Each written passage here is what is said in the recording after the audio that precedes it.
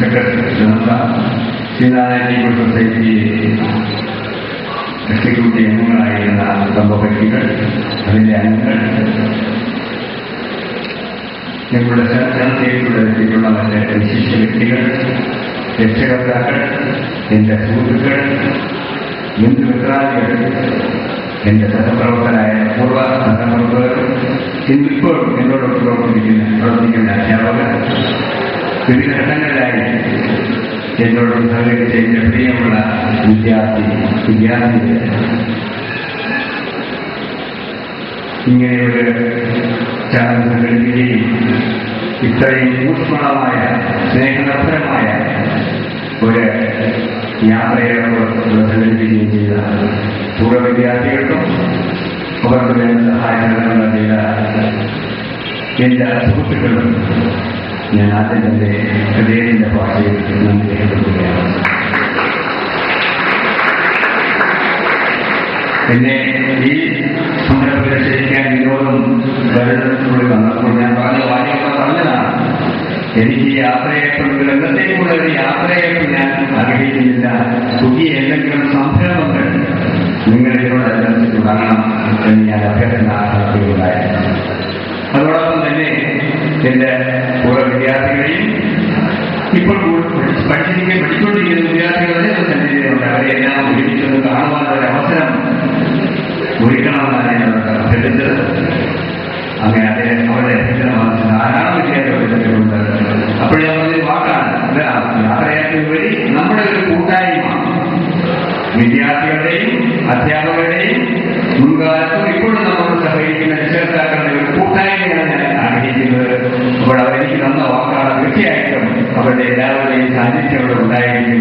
ആ ഒരു കൂട്ടായ്മയാണ് എനിക്ക് ഏറ്റവും വലിയ പ്രചോദനം നൽകുന്നത്. അതോടൊപ്പം തന്നെ എഡ്യൂക്കേഷൻ ചൈൽഡ് എന്ന ആ പ്രോഗ്രാം ഇവിടെ ആരംഭിച്ച പൂർവ്വ വിദ്യാർത്ഥികൾക്ക് എൻ്റെ ഹൃദയം നിറഞ്ഞ നന്ദിയും ഞാൻ കൂടി പ്രകാശിപ്പിക്കുന്നു.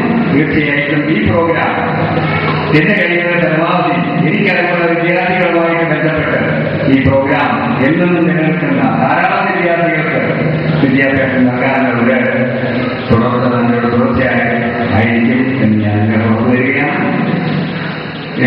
കാര്യങ്ങൾ പറയാൻ ആഗ്രഹിക്കുകയാണ്. എൻ്റെ ഇതിനെപ്പറ്റി ധാരാളം കാര്യങ്ങളുടെ ശശികുമാർ സാർ മറ്റ് പ്രസംഗങ്ങളിലൊക്കെ ഇവിടെ പറഞ്ഞു കഴിഞ്ഞു. സ്കൂളിനെ പറ്റിയും ഈ സ്കൂള് പ്രശസ്തമായ വിദ്യാഭ്യാസ സ്ഥാപനമായി നിർമ്മാണം ചെയ്ത സേവനങ്ങളൊക്കെ ഇവിടെ പറയുകയുണ്ടായി.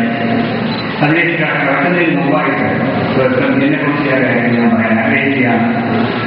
ഞാൻ ഡിഗ്രി ക്ലാസ്സിൽ പഠിക്കുന്ന സമയത്ത് തന്നെ എൻ്റെ മനസ്സിലുണ്ടായിട്ടുള്ള ഒരു മോഹമാണ് ഒരു അധ്യാപകനാകണം. അതും അല്പം കൂടിപ്പോയിട്ട് ഒരു കോളേജ് അധ്യാപകനാണെന്നുള്ള മോഹമാണ് ഉണ്ടായത്. കോളേജ് എൻ്റെ ഡിഗ്രി കഴിഞ്ഞു, പോസ്റ്റ് ഡിഗ്രി കഴിഞ്ഞു, BA ഡിഗ്രി കഴിഞ്ഞു. ഞാൻ 1979 പഠനമൊക്കെ കഴിഞ്ഞ ഒരു ജോലിക്ക് വേണ്ടി ശ്രമിച്ചപ്പോഴാണ് അതിൻ്റെ ബുദ്ധിമുട്ട് ഞാൻ മനസ്സിലാക്കിയത്. ഞാൻ ഏറ്റവും ആഗ്രഹിച്ച ജോലി ഒരു കോളേജ് അധ്യാപകൻ എന്ന ജോലി വളരെ വിദൂരമാണെന്ന് എനിക്ക് മനസ്സിലായി. അവിടെ പല ഫാക്ടേഴ്സുകളും എനിക്ക് മനസ്സിലായി. പണം വേണം, സ്വാധീനം വേണമെന്നൊക്കെ മനസ്സിലാക്കി.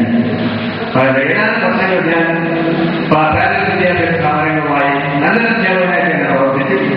അതിനുശേഷം ബാക്കിയുള്ള ദൈവഭാഗ്യം കാണാൻ പോകുന്ന 6 മാസക്കാലം ഗവൺമെന്റ് കോളേജിൽ അധ്യാപകനായ ഒരു ഭാഗ്യം എനിക്കുണ്ടായി. അദ്ദേഹത്തിന്റെ ജീവിതത്തിൽ ഒരു വഴിത്തിരിവായി ഞാൻ വിശ്വസിക്കുന്നു. അതിനിടെയാണ് ഒരുപക്ഷെ ചെറുപ്പത്തിലെ ആ ഒരു താല്പര്യമായിരിക്കാം ആരോഗ്യ ആഫ്രിക്കൻ രാജ്യത്തെ ജോലിക്ക് കൊണ്ടുപോകാമെന്ന് ഉറപ്പ് തന്നു. 2-3 വർഷക്കാലം ഞാൻ ഡൽഹിയിൽ അധ്യാപകനായി പ്രവർത്തിച്ചു. അതിനുശേഷം 6-7 വർഷം നൈതിക അധ്യാപകനായി പ്രവർത്തിച്ചു. ആ ജീവിതം എനിക്ക് ധാരാളം അനുഭവങ്ങൾ തന്നു. നല്ലതും ചീത്തയുമായിട്ടുള്ള ഇതിന് പറഞ്ഞാൽ ജീവിത പ്രയാസങ്ങൾ മനസ്സിലാക്കാൻ വേണ്ടി അവസരം കിട്ടി.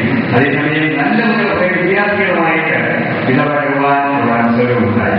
നമ്മൾ ആരും വിചാരിക്കുന്ന ആൾക്ക് ആഫ്രിക്കയിലുള്ള വിദ്യാർത്ഥികൾ മോശിക്കാവുന്നതല്ല. അവരുടെ വിദ്യാഭ്യാസത്തിൽ അല്പം പിന്നോക്കമായിരുന്നെങ്കിൽ തന്നെ സ്നേഹ സമ്പന്നരായ വിദ്യാർത്ഥികളാണ്. അവരെ പഠിക്കുവാനും അതുകൊണ്ട് തന്നെ എനിക്ക് വേറെ ഭാഗ്യങ്ങളുണ്ടായി. 1 വർഷക്കാലം ആ സ്കൂളിന്റെ ഹെഡ് മാസ്റ്ററായിരിക്കാൻ അവസരമുണ്ടായി.